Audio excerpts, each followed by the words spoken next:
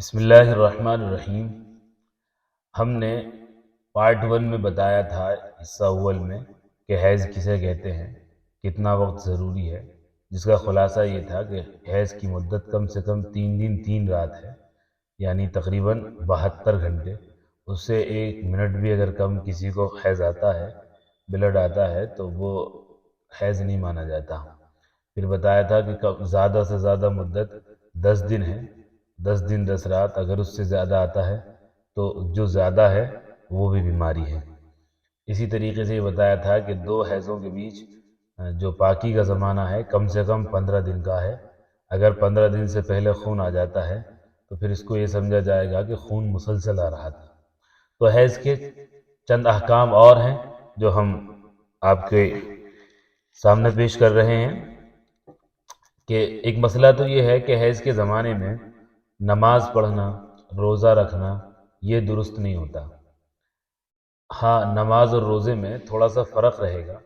کہ نماز کی بعد میں قضا بھی نہیں کرنی اور روزے کی بعد میں قضا رکھنی پڑے گی۔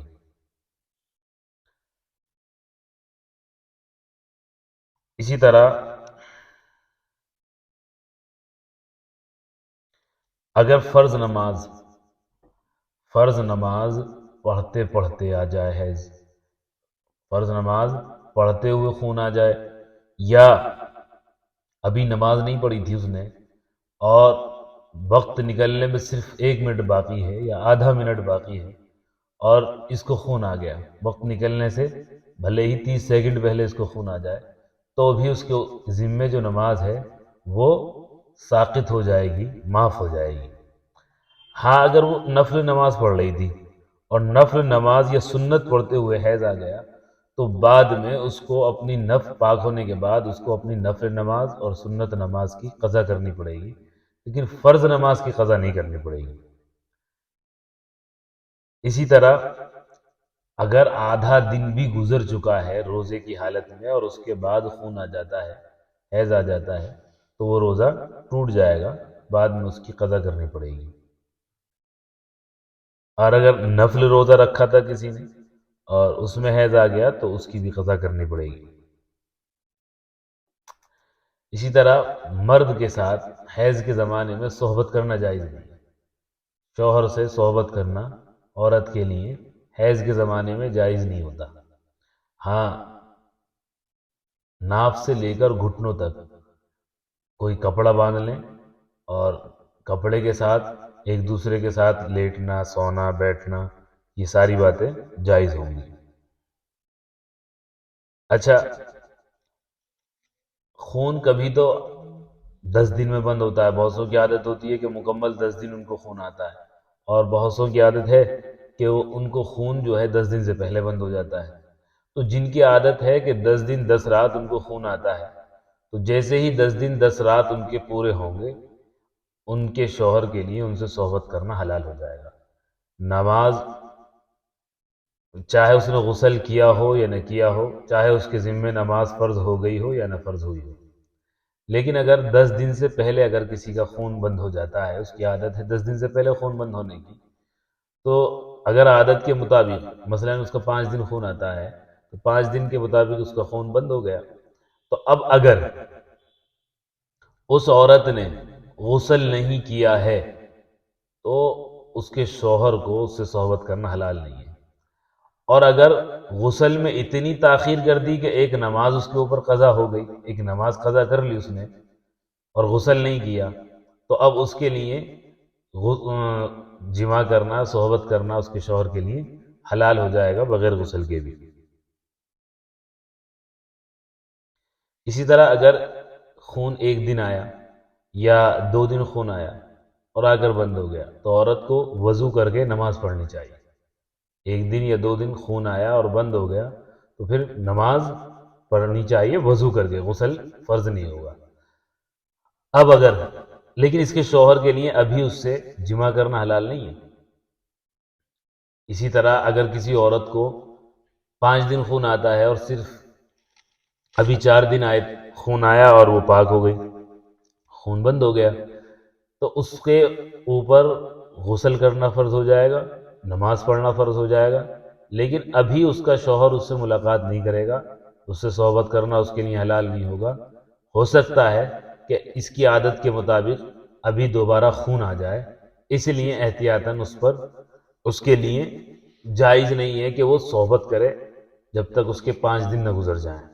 اس کی عادت پوری نہ ہو جائے۔ ہاں، تو اگر کسی کو 1 دن یا 2 دن خون آ کر بند ہو جاتا ہے تو اس کو وضو کر کے نماز پڑھنی واجب ہوگی، لیکن صحبت کرنا اس کے لیے بھی درست نہیں ہوگا کیونکہ ہو سکتا ہے خون لوٹ آئے۔ اب اگر 2 دن کے بعد 15 دن تک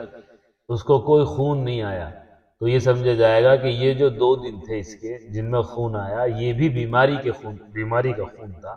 یہ حیض کا خون نہیں تھا، اس لیے ان دنوں میں جو نمازیں اس کی چھوٹی تھی وہ اس کو قضا کرنی پڑیں گی۔ اور اگر 15 دن سے پہلے خون آ گیا، 14 دن میں خون آ گیا، دوبارہ 2 دن خون آیا، اس کے بعد پھر 13 دن پاک رہی، پھر 14ویں دن خون آ گیا، تو اب اس کے لیے کیا ہوگا؟ اس کو یہ سمجھا جائے گا کہ اس کو خون لگاتار آتا رہا۔ اب جتنے دن اس کے حیض کے ہوا کرتے تھے، اس کے پچھلے مہینے کے حساب سے حساب لگا کر اتنے دن اس کے حیض کے ہو جائیں گے، باقی دن اس کے استحاضہ اور بیماری کے سمجھے جائیں گے۔ اسی طرح مسئلہ یہ ہے کہ کسی کی عادت ہے کہ 3 دن حیض آتا تھا، لیکن کسی مہینے میں ایسا ہوا کہ 3 دن تو پورے ہو گئے اور ابھی خون ہی بند نہیں ہوا، تو ابھی اس پر غسل کرنا واجب نہیں ہے، تو ابھی نہ تو وہ غسل کرے گی اور نہ ہی نماز پڑھے گی۔ اگر پورے 10 دن رات یا اس سے کم میں خون بند ہو گیا تو ان سب دنوں کی نمازیں معاف ہیں، یعنی 10 دن میں بند ہو یا 10 دن سے کم میں بند ہو، اگر ان سارے دنوں میں نہ تو وہ غسل کرے گی اور نہ ہی نماز پڑھے گی، اور 10ویں دن جا کر اگر اس کا بند ہو جاتا ہے تو پھر ساری نمازیں اس کی معاف ہو جائیں گی۔ اور یوں سمجھا جائے گا کہ پہلے اس کی عادت تو 3 دن کی تھی، اب اس کی عادت مثلا 10 دن کی ہو گئی ہے، یا جتنے دن زیادہ آئے اتنے ہی دن کہا جائے گا کہ اس کی یہ عادت بدل گئی ہے۔ لیکن اگر 11ویں دن بھی خون آ گیا، ایک عورت کو 3 دن خون آتا ہے لیکن اس کا خون 4تھے دن بھی آیا، یہاں تک کہ 11ویں دن بھی خون آ گیا اس کو، تو ایسی شکل میں صرف اس کے 3 دن حیض کے مانے جائیں گے، باقی اس کے بعد کے جتنے بھی دن ہیں وہ سب بیماری کے دن ہوں گے، اور ان دنوں کی جو نمازیں ہوں گی ان کی قضا بھی کرنی پڑے گی۔ اچھا، اگر 10 دن سے کم حیض آیا اور ایسے وقت خون بند ہوا کہ نماز کا وقت بالکل تنگ ہو گیا، اتنا تنگ اور اتنا کم بچا کہ اگر وہ جلدی اور پھرتی سے نہا دھو لے تو نہانے کے بعد صرف اتنا وقت بچے گا جس میں وہ ایک دفعہ اللہ اکبر کہہ کر نیت باندھ سکتی ہے، اس سے زیادہ کچھ نہیں کر سکتی، صرف اتنا وقت بچا ہے، تب بھی اس وقت کی نماز اس کے ذمہ واجب ہو جائے گی اور اس کو قضا کرنی پڑے گی۔ اور اگر اتنا بھی وقت نہیں بچا کہ اللہ غسل کر کے ایک مرتبہ اللہ اکبر کہہ کر نیت باندھ لے، اتنا وقت نہیں بچا تھا جب وہ پاک ہوئی تھی، تو پھر اس وقت کی نماز اس پر معاف ہو جائے گی۔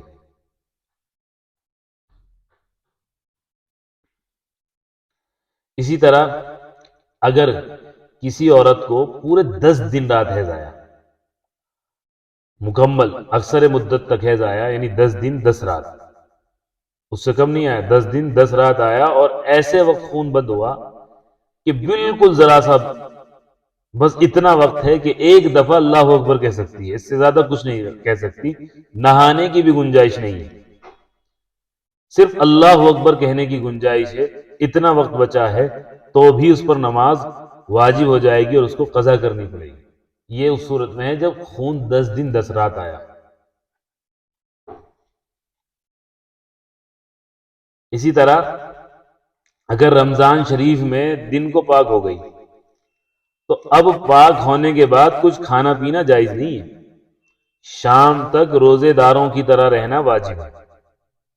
لیکن یہ دن روزے میں شمار نہیں ہوگا، بلکہ اس دن کی بھی قضا کرنی پڑے گی۔